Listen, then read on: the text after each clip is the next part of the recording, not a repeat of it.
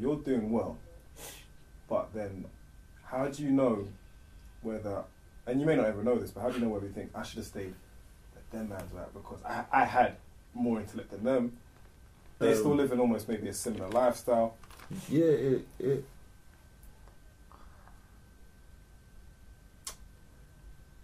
First of all, it's like doing well. Is like I'm doing okay. Do you understand what I'm saying? And we're just here, as I say, we're just here, just getting through this thing called life. Do you see what I'm saying? It's not like, it's not, as I say, it's not all roses. And then I was in Canary Wharf the other day, and even I went to meet my friend at JP Morgan, yeah?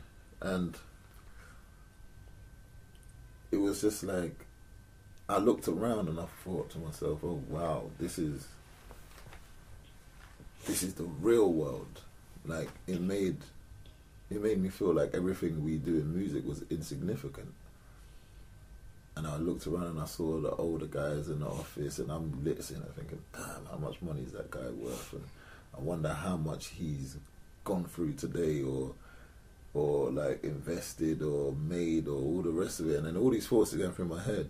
And then I was like, this is like the heart and the backbone of the world.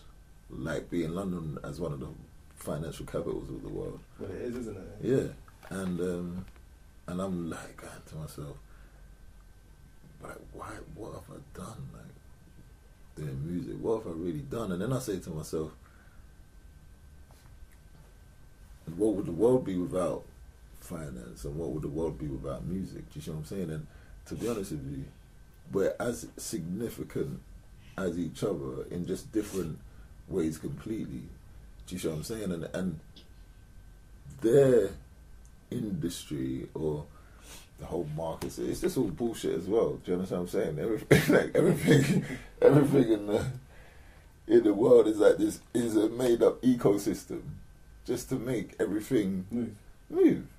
And it's just, that's just life. So we can't, I thought to myself, yeah, no, do you know what? I'm at the Mobos there, and it was like a whole different feeling again. It was like being in Canary Wharf again, maybe, of our industry again. Oh wow, this is Wembley, like, and this is really Krebs and Conan on the stage. Do you understand what I'm saying? And it just made me like, I can't say, I don't know which one is the right or wrong decision. Either way, you'd probably even out. If you make it in music, it's gonna pay off, hopefully. Don't know if you'll make as much money, hopefully you will. Sometimes you make more. Then sometimes you don't make any money for a long time, and then divide it up. It becomes an average wage or the same as, I don't know. I mean, then it's like, it's not about the money. It's about like life and enjoyment. And I'm seeing them, man, in Canary Wharf, still there 8, 9, 10 o'clock, 11 o'clock. They've been there since 6 in the morning. They're just gonna go to sleep. And then there's the fact that it's kind of just fun to be a rapper and make music. Then you can't even quantify or compare the two different stress levels and ups and downs and emotional topsy-turvy that you go through. You'd never know. The only way I would know is to be able to live both lives and compare, and I'm not going to get to. So this is, I guess maybe not, but you know, I mean, I think I doubt. I think you could do a music business. I think if you weren't so gifted, and if you weren't such a special talent, which is, I always go on paper saying that every conversation I have, if you weren't limitless in what you can do musically, I could just see just like, it'd be an easier decision, definitely. Because it's like, sometimes like, and this is what someone was saying, I can't remember where I was listening to this, but they said, your genius or quote unquote your magic, whatever people want to call it, you know, when you just allow it to come to you, like when people hear your rhymes, they're like, oh my, how did you do that? You're special, like, do you know what I mean? But it's just when you allow things to come to you and then you bring it out and you let people hear it. And sometimes like your bars, like, you know, I remember talking about the Don't Waste My Time remix. And I was saying like, gee, you know, you said that line about cricket, wicket, like, and then hearing you now say like, I hate cricket. but he didn't even. He doesn't. It's not like he has a passion for cricket. But some man say that I'm wicked. And you dumbfound people a lot. That's the thing. You dumbfound them to the point that, like, nah, how did he do that? Yeah. Have you? I mean, do you shock yourself lyrically with some of the things you come out with? Oh, when I listen back, even when I write it, if I'm entertained by it, then I go, yeah, that's good. Like, if I go, that was good. That was real smart, man. You good, man. Then I'm like, yeah, okay, they're gonna like it. But sometimes they don't. Sometimes they don't get it. And I feel this is another thing. I think there's a bit of like a paradigm shift at the moment as well, which is natural and has to happen. That I think we're back in that space. There was a time when punchlines didn't matter. Then they came into fashion, and it was like about what kind of crazy ill shit can you say? And I feel like we're going back into the space where it doesn't matter. Really? Yeah. I really feel like that. I really feel like... Well, what? Because it's because that's what's been seen as the commodity for the last year. Yeah, it's like there was a time like, you know, like when they say the Wretches, the Captain Conans, at a time where it's like these freestyles were really about hitting them, like, do you see what I'm saying? And then now they're not the ones that win anymore, or not even, maybe they weren't even the ones that won then. They just worked for us. Do you see what I'm saying? Well, that's what I'm saying. When it comes from you, and when it comes from certain people, it's that. But if people are used to crackers, you start to give them prawns, and they should only have crackers.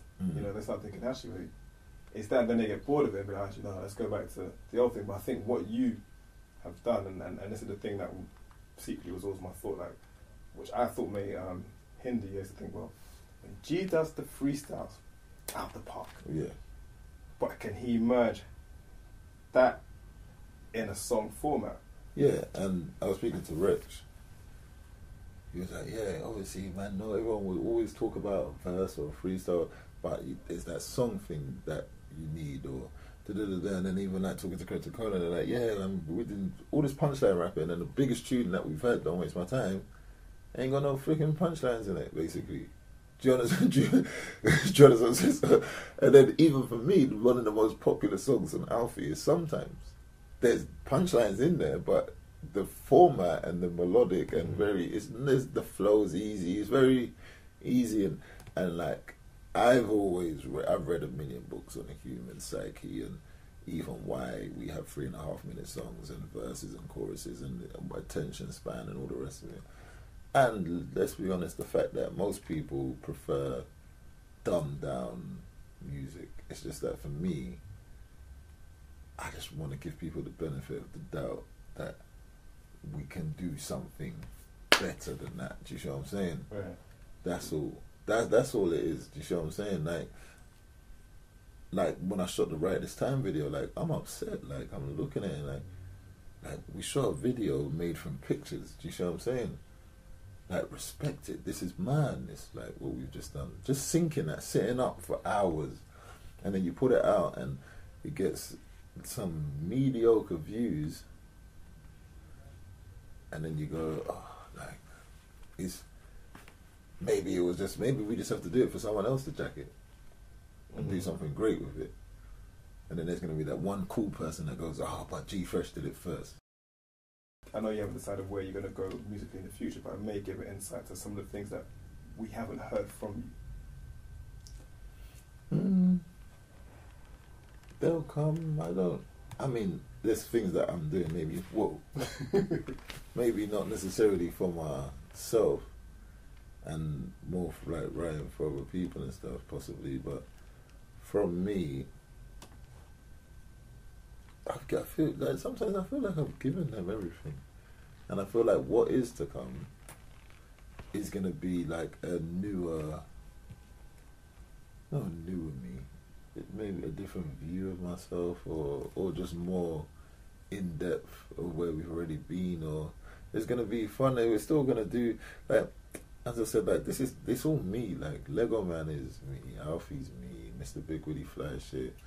Everything, like all of it is just who I am. Like if there's anything you probably take from this interview is that like I'm probably quite complicated. Like when girls ask me sometimes, "What you like?" I'm like, "I'm complicated, but quite simple." It's like I understand it from the outside perspective. Some people think I'm an alien or a weirdo. Like I'm just mad. Like it doesn't like things I'm saying like can make the most sense to some people, and to other people, they think, "What is wrong with this guy? Like what makes him tick?" You see what I'm saying?